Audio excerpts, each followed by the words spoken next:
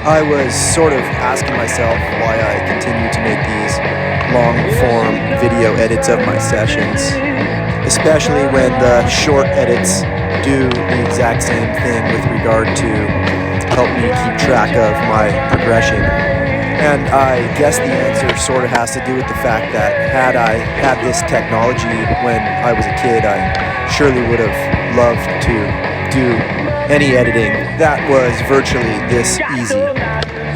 In about 1994 or 95, I got a JVC camcorder for Christmas, and my best friend at the time was a guy named Mike Dolwett, who has since passed. However, he was the guy who would film me doing tricks at various spots in our hometown. So in some sense, I guess I do these long-form edits for all the guys that would have done them, could we have done them at that time with some sort of existing technology. The entire process back then was nothing as easy as this, and we could have had a great deal of fun had we had access to this sort of technology. In some regard, it was the sort of thing that we only dreamed about being able to do. And I have no doubts that had we had this technology to review our skate sessions on demand almost instantly, we could have progressed more rapidly, and we would have had quite a bit more focus on what we were doing at the time. And at the same time, I sort of wonder what it would be like to have all of those memories preserved on film rather than solely in our heads the way we perceived the moment in time as an individual living it. Sadly, individual skate sessions aren't something you talk about in retrospect when you run into guys you used to skate with. It's not like a night out on the town where your buddies will remind you that you did something stupid on that certain occasion. We hardly ever say, do you remember that day or that session when that trick happened? They're sort of all just memories unspoken with most people. And oddly enough, and probably the reason why, in retrospect, you don't talk much about the skate sessions is precisely because the guys you skated with and the guys you hung out with after skating were usually different sets of friends.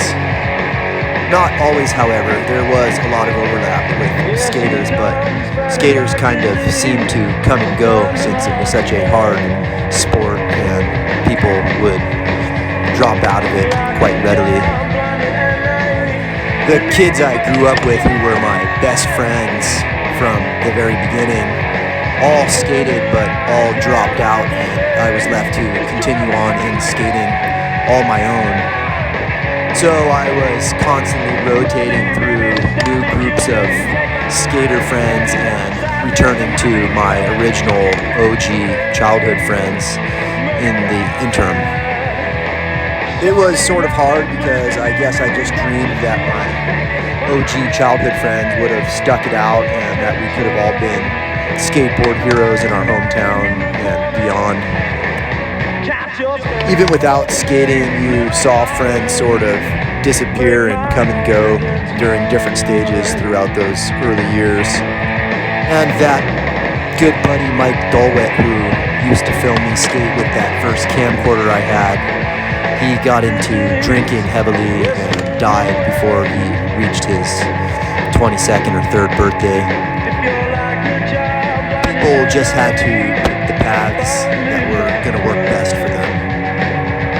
As much as I loved Mike Dolwett and appreciated his friendship at that time and everything he did to look out for me as an older friend, I had to sort of separate myself so that I could continue to exist. And even to this day, I remember the guy and all the sessions we had and the sort of influence he had on me as a younger kid at that time. There's really a lot of good people I remember from skateboarding growing up, and maybe that's why I continue to make these long-form videos now, so I can insert a story or two from time to time.